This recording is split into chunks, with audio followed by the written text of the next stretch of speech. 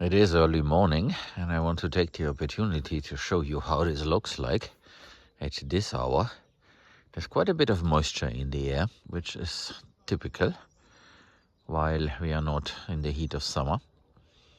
So there's condensation going on, and wherever there is a surface, the water will accumulate.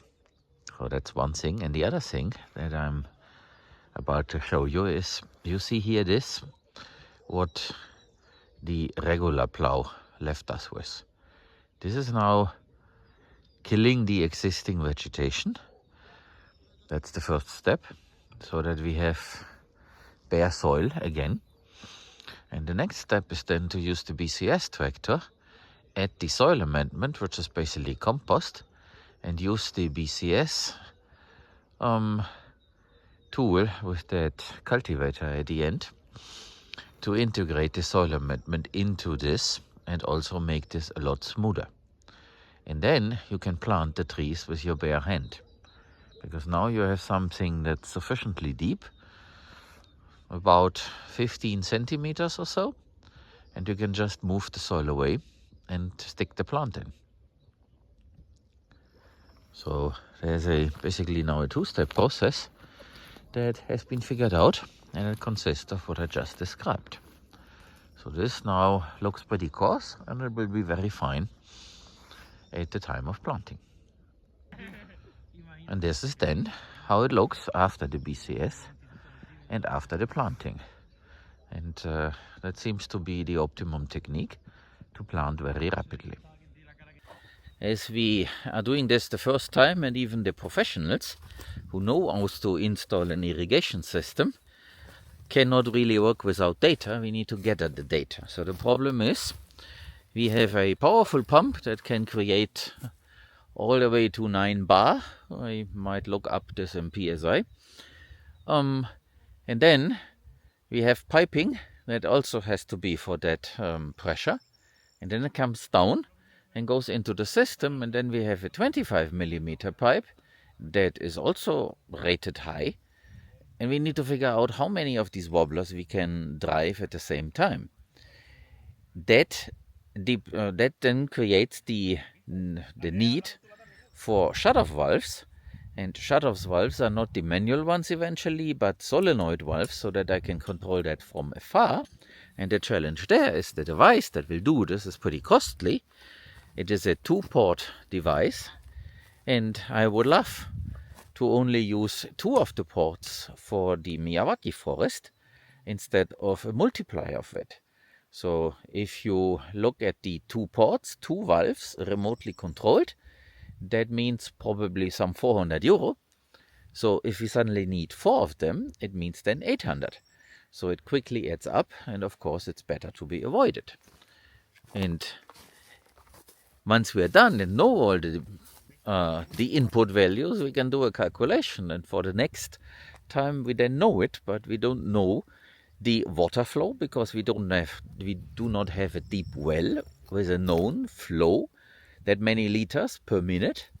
We have a pump that sits in a pond, and there are a lot of variables, and it's not that we are pre-planning a plantation on bare ground where we can install this like it were a factory.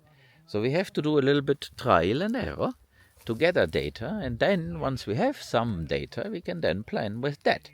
But right now it's a point when I know the least. So this is knowledge by experience eventually. So we're in a process of doing that. So I show you something.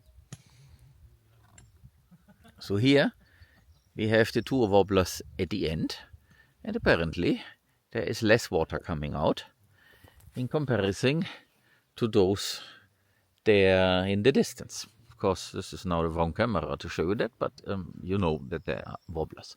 And they are rotating a lot faster, and more water comes out. So at this very moment, Angel is at the pump and wants to increase the pressure. Our output pressure is regulated down to just 2 bar and something. The pressure reduction valves below each wobbler are 1.75 bar. So by bumping it up, we might get more pressure at the end of the pipe. And if that is not enough, then we can improve this by connecting the same 25 millimeter pipe 2 times to the feeder pipe, and then maybe it works better. So we have to figure this out, and in a couple of hours, by installing this, we will then know. Of course, it's a one-time thing, and for the next field where we want to do the same thing, it will happen because we want to plant also Paulownias after we are done here. Then we know exactly what to do, and we can do it in the first go. This is iterative development. And of course, very smart people will say, yeah, but you can calculate this beforehand. Right, if I have the input value, then I can. And this is now gathering the input value. And at the same time, we build the system. So it's an effective but not very efficient approach.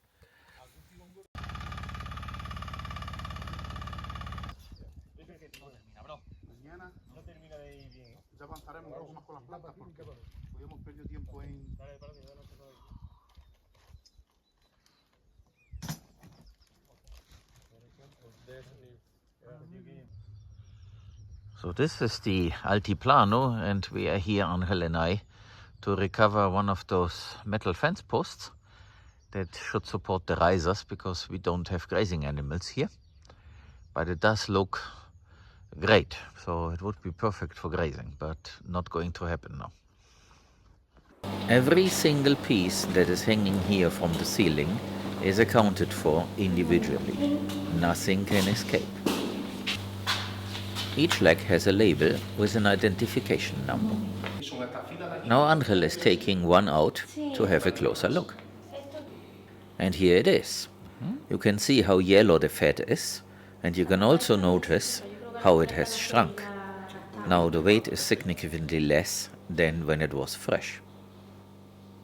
When you start cutting the ham, it is important to keep this fat in order to close the cut surface again, so that it won't dry out. To get your own leg of ham, you can head over to our web shop and order some. There are 2 options for you to buy the ham.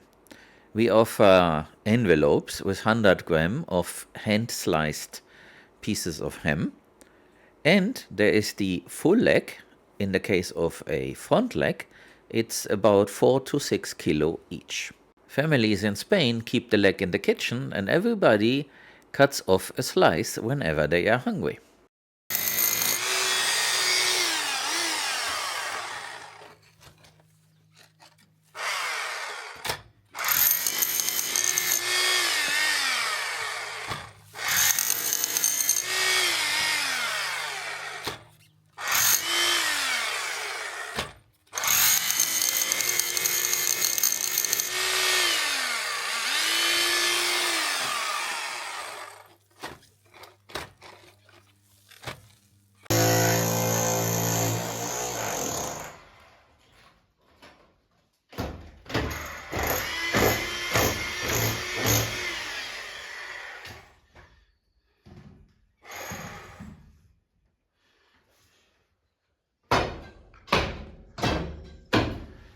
Once finally done, we can pass the cables there and then close the window so that we don't have any animal visitors inside of the building.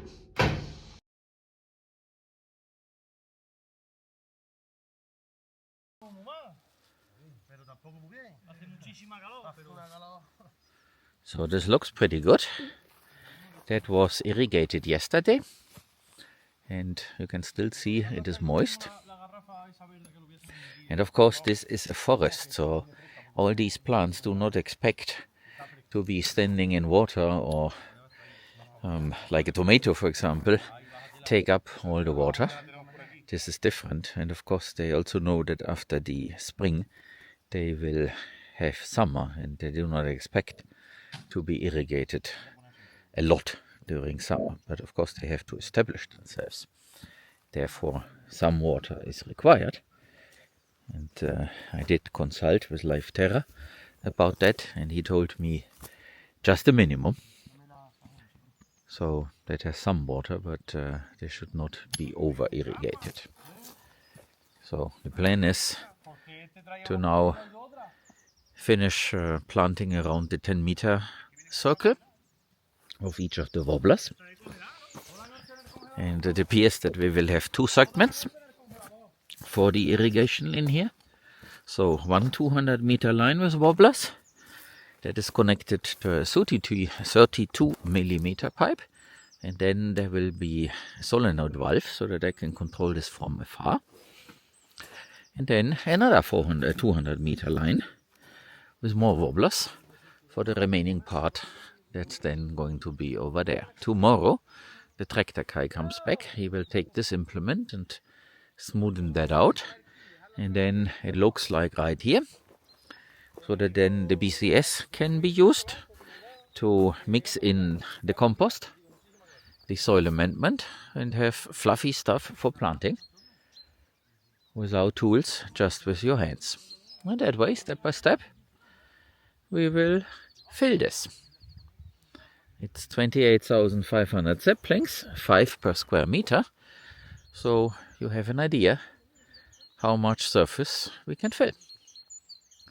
It takes a while, basically a month, but that's how it is. And then we have a new forest planted. And we will continue this. So plans are being made for November to plant around the new pond that we dug a few weeks back, that huge sediment trap. There is an open area where there are no trees. So there we will establish a similar thing. And the long-term plan, so let's say 2 years from now, is to have hens in between all these trees. So we will use the pigs one time to lighten it up a little bit, so that they will forage on the acorns, a couple of hours only. And then it is a bit lighter. And then we can put in the hens and we can harvest eggs. So run poultry underneath the canopy. If it's now in 2 years or in 3 years, it doesn't really matter. So that way, we have a way to use it and maintain it at the same time. So that's the plan. And this piece here will stay open for the moment. I think we should plant something that likes to be in water but doesn't mind when it falls dry in summer. We will see. Maybe some vetiver around it. So this is a shallow area to keep the water for a bit longer. But as you can see, it is dry now. Not completely dry, but it definitely does not have water on the surface anymore. So basically, it is for the type of plant that likes this environment. And maybe also the poultry that we want to have in here will then also take advantage of the existence of that. There are 2 or 3 more of this where water can stay for a while, that we created on purpose ahead of time. So this is the blueprint for this area here.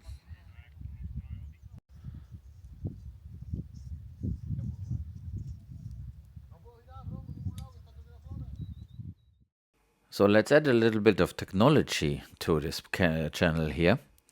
So what you see here on that screenshot from the screen is the preparation to install some soil moisture and temperature sensors.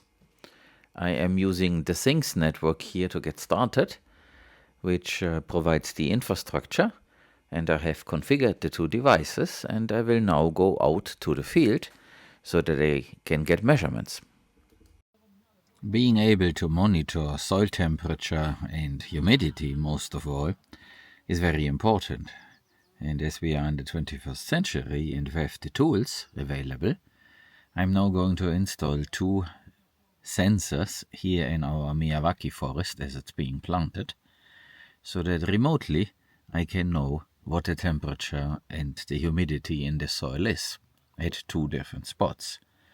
The plan is to then use this data to run the irrigation when needed and not irrigate too much or let it go dry. So this here is a Dragino soil sensor for soil moisture and temperature. It is a battery power device. The battery is in here. There is an antenna, and this cable then connects to the sensor, which is this one here. And this can either be stuck into the soil like this, or it can also be buried. And we are going to bury this, I think, at some 20 centimeter depth, so that we can see how the soil looks at that depth. I'm not sure if 20 centimeter is right, so I think we will bury one and then use the other just by sticking it in like that. So that would be then the upper surface, while the other one would be slightly below. So I am here in A7, the place for the Miyawaki forest, and I'm walking where we have not yet planted, and I'm going to show you how these soil sensors have been installed now. So here is the first one. It is connected here or fixated to the post for the irrigation. So if I move it up, you can see up there's the wobbler, and it sits here in the sun. I hope this won't mind. It has a battery in there, wakes up every 20 minutes. It's not that this will consume a lot of power and therefore generate its own heat. And it's an outdoor thing, so it should be fine. If not, we can probably put something on top of it. But I believe it will be fine. And then that cable goes down here into the soil. This is buried some 20 centimeters.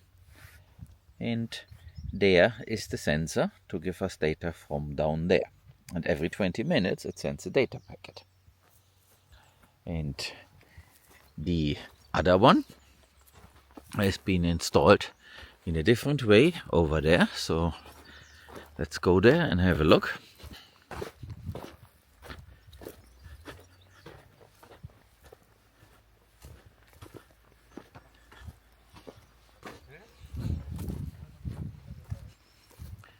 So here we are. Well, same idea. Hooked up to the post. And this is now basically on the surface. So you can see it here. This gives us the measurement at about 5-8 centimeters of depth, right next to the plant. And if you look at the plant, that plant is upright, so it appears that it has made itself a home here. There is moisture, and if I touch this here, that is definitely moist, so this is not bone dry. Of course here on the surface, but you see as I shake it a little bit, the color changes, so it is only the first few bits and pieces that are drying out in the sun, but below that there is moisture. So this is all looking very well. I don't see any problems, and we have been advised not to irrigate too much, because this is supposed to be a forest, and forests, especially a Mediterranean forest with these plants, they do not require a lot of moisture. If it is too damp, then the plants will go bad and die, and of course we don't want this after all this effort. And here under the trees where I'm now standing, it is definitely feeling moist and cool. And speaking about under the trees, let me turn this around again.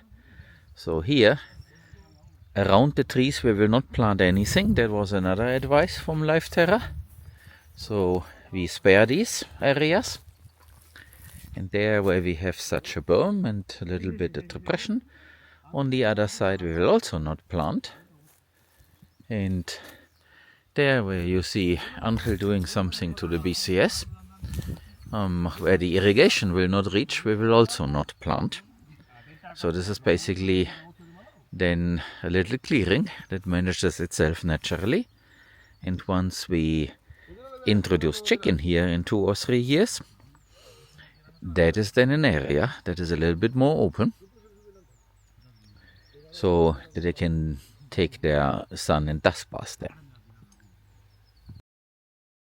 So after a bit of experimenting, I have now the first pieces of data, and one is still unknown. That's because there is no radio communication with that sensor. The reason is we need to put the antenna that is currently inside of the house tucked away.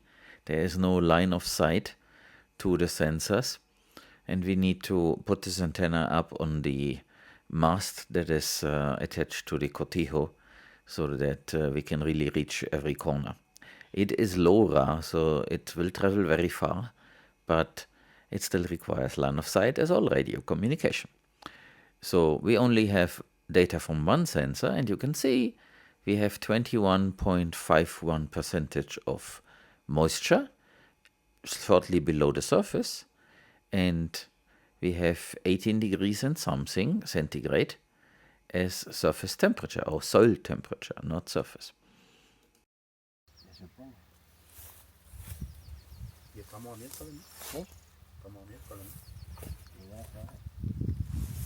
Eso cuando se cargue que se ocurra,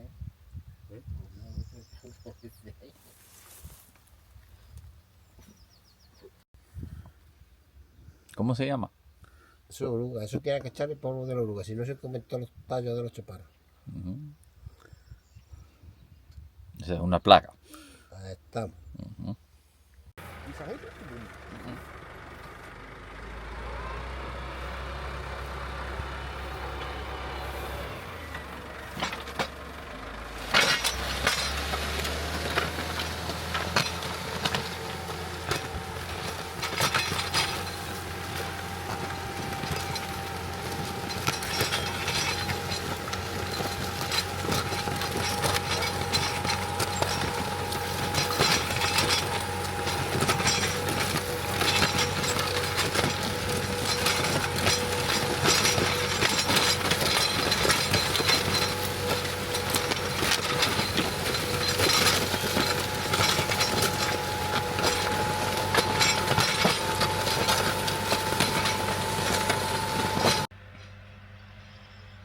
So here the tractor has another job.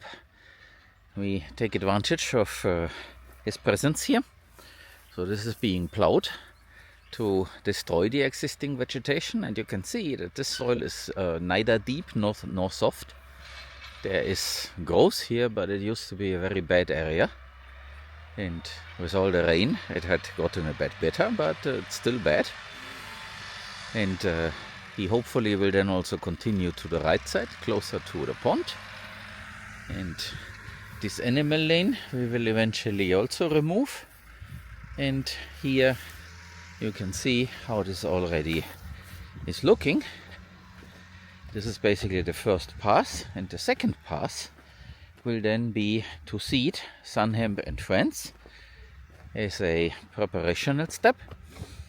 And then when we are done with the Miyawaki forest, Angel and I, and maybe one helper or so, we will then set Paulownia trees here in rows and also install irrigation between those rows. You will then see how this is going to look like, and we don't mind to destroy a little bit of Sunhemp and Friends that have been seeded, because it will be the row where the Paulownia trees sit, and there's more than enough space, so we will not drive the backhoe in circles here, so that we have this, but instead we will figure out the layout and only drive on the tree row, and we begin at the far end. So you will see how this will go. In past videos I have been talking about the technical cut for Paulownia trees, and said it is a recommendation by people in that Paulownia growing community, and I managed to do one of these technical cuts. Let's go and have a look. So I was worried by looking at this from the other side, because you can see it is completely overgrown, but thankfully it has been overgrowing from the left, and the row of Paulownias here isn't really affected. So the one where I did the technical cut is that guy here, and as you can see, it is coming back from below. So this is the trunk that I cut, and even that trunk is making leaves. So I'm not really sure how it does this, but I will stick that somewhere in there and leave it be. It's quite interesting that a rootless trunk is making leaves. So here is the tree that emerged, and thankfully the area is void of a lot of other stuff growing. So we had here Sunham and Friends, and then it got cut and died off. So there's no ground cover here, at least not a lot. And the other things have not overgrown it. So that's very positive that this has worked out. But if we do a lot of things and also have the irrigation and all this, I don't want to do a technical cut in the future. So I think that was a one-time thing, that I have been following this advice. The wind blew an umbrella in here. I'll take it out because that thing is plastic. So this has worked out, but I don't want to continue doing that.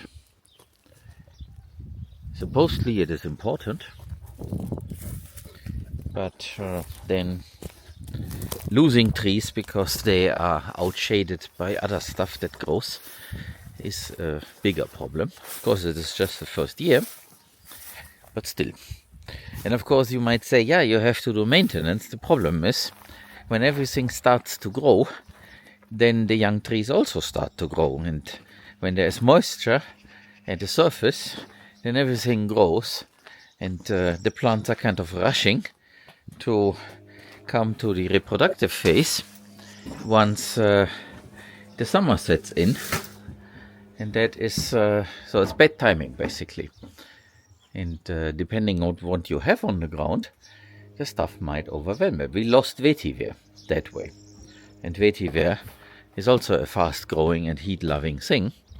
So the young vetiver was overwhelmed by the colder climate loving plants, and then when it was hot enough, the vetiver was already dead and could not take advantage of the more suitable conditions for itself.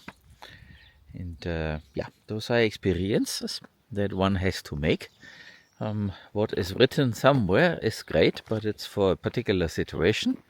And if the situation has not been described in full detail, then you might assume things and then fail. So I prefer to make experiences here at a small scale and then scale it up. So from here, this looks like one has to worry, and then one goes in here, and then, oh wow, it has worked. But I would attribute this to mere coincidence. And for what we are about to do in the other place, I don't want to run this risk. So here is that pond in the dog enclosure, which is a huge body of water that will also benefit everybody around, I hope, given that there are roots. Keep in mind, there is a water reservoir, 44 hectares in size, nearby. And right there, where the water ends, a desert begins. It's very weird, because the soil is so compacted. So all these plants here, they are a very positive thing.